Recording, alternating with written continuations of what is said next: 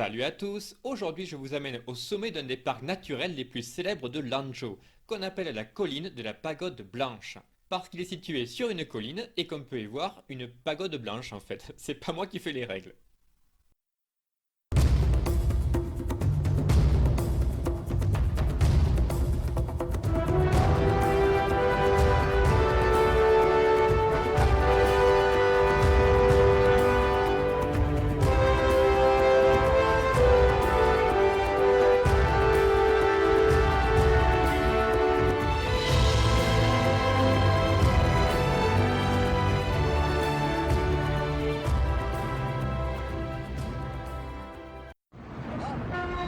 Alors là on se trouve au nord de Lanzhou, juste au bord du fleuve jaune dont je vous ai parlé dans la dernière vidéo. Et de l'autre côté de la rive, on peut déjà apercevoir la colline de la Pagode Blanche. Pour s'y rendre, on peut simplement emprunter le pont de fer qui mène directement à l'entrée principale.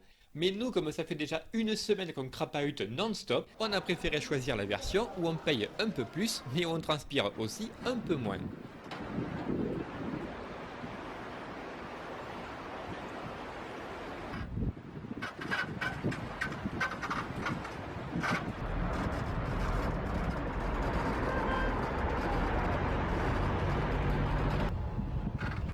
La colline fait environ 1700 mètres de haut, et pendant notre ascension, on peut tranquillement profiter de la végétation luxuriante et du calme environnant.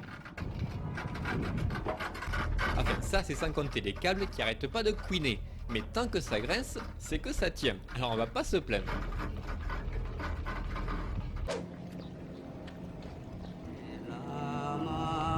Au bout d'un moment, on arrive pratiquement au sommet de la colline, et depuis là, on a un point de vue imprenable sur le centre-ville.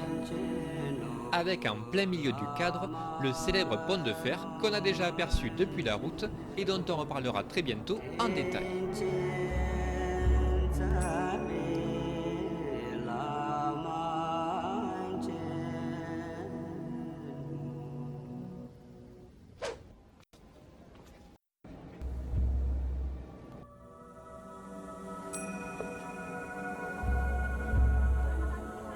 Voilà donc la fameuse pagode blanche qui donne son nom au parc. Elle fait 17 mètres de haut, avec des petits bouddhas planqués un peu partout le long de ses 7 étages, et sur chaque coin de gouttière, on peut aussi voir des cloches de fer qui se balancent gaiement au gré du vent. L'histoire de la pagode blanche remonte au XIIIe siècle. En ce temps-là, la province de la Chine où se trouve Lanzhou était sous le contrôle de l'empire tibétain des Tangu. Mais les tribus qui habitaient la région se faisaient aussi souvent taper dessus par les Mongols qui descendaient depuis le nord. On raconte que pour faire cesser les hostilités, le roi du Tibet décida un jour d'envoyer un moine en visite officielle à Mongolie pour proposer un traité de paix avec le fondateur de l'empire mongol, un certain Temujin.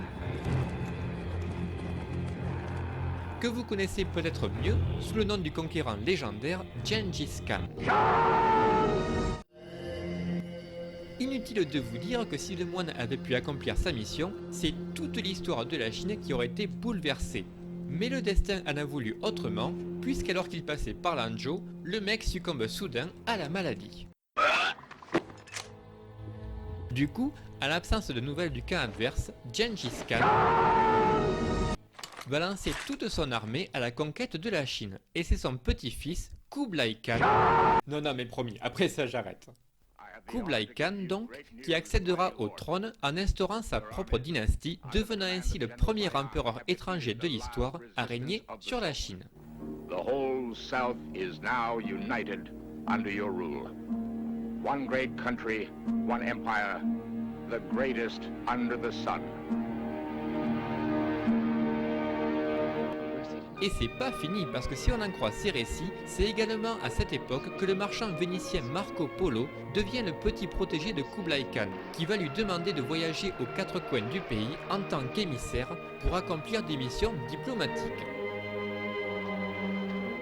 Sachant bien sûr qu'ensuite, Marco Polo rapportera les fruits de ses découvertes et les mystères de la civilisation chinoise à ses pairs européens. For a long time, people did not believe him, though it was true that no man had ever traveled as far as he. The son of Niccolo Polo, noble citizen of Venice. Et franchement, vu à quel point les relations entre la Chine et les pays d'Occident se sont développées à partir du règne de Kublai Khan, je me demande vraiment à quoi ressemblerait notre monde aujourd'hui si ce pauvre moine esselé avait pas décidé de rejoindre ses ancêtres plus tôt que prévu.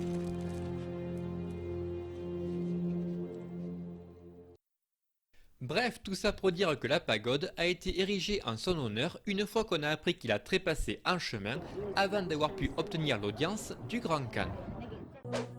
Après ce petit tour dans le passé, il est temps de redescendre pour admirer différents temples antiques situés le long du chemin.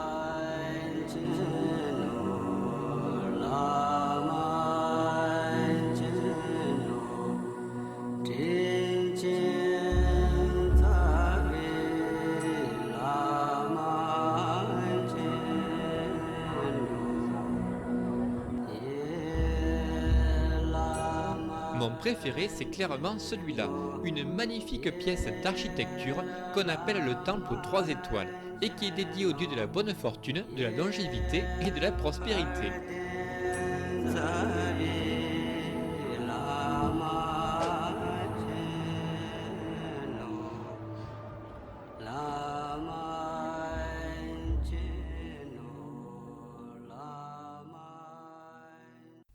Quand on se promène dans un parc public en Chine, on a souvent l'occasion d'assister à ce genre de concert traditionnel en plein air, ce qui nous permet de souffler un peu avant de sortir définitivement du parc.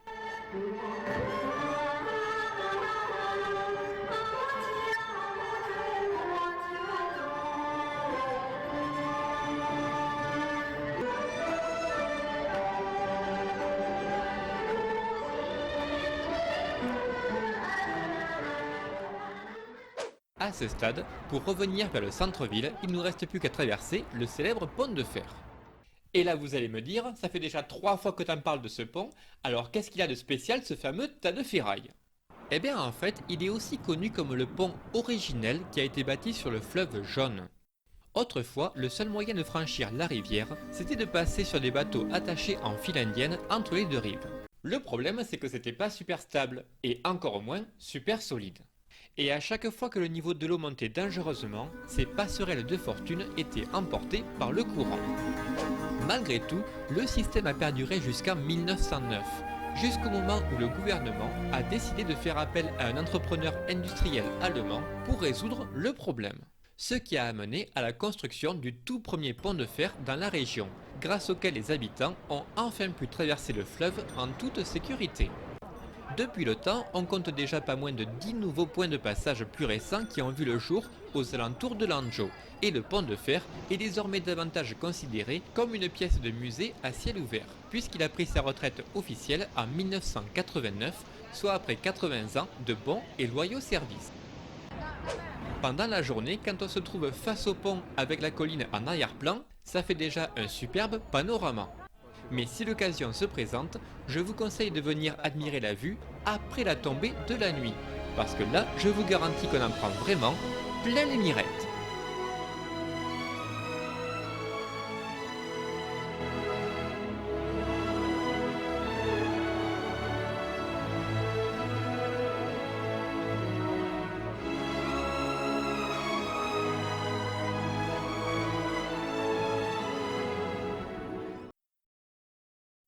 Voilà, c'est fini pour aujourd'hui. J'espère que vous avez apprécié la balade en haut de la colline, parce que c'était qu'une mise en bouche comparée à la montagne aux 5 sources que je vous réserve pour le prochain et très certainement le dernier épisode de la série. Alors on se retrouve très bientôt pour de nouveaux vadrouillages. Ciao!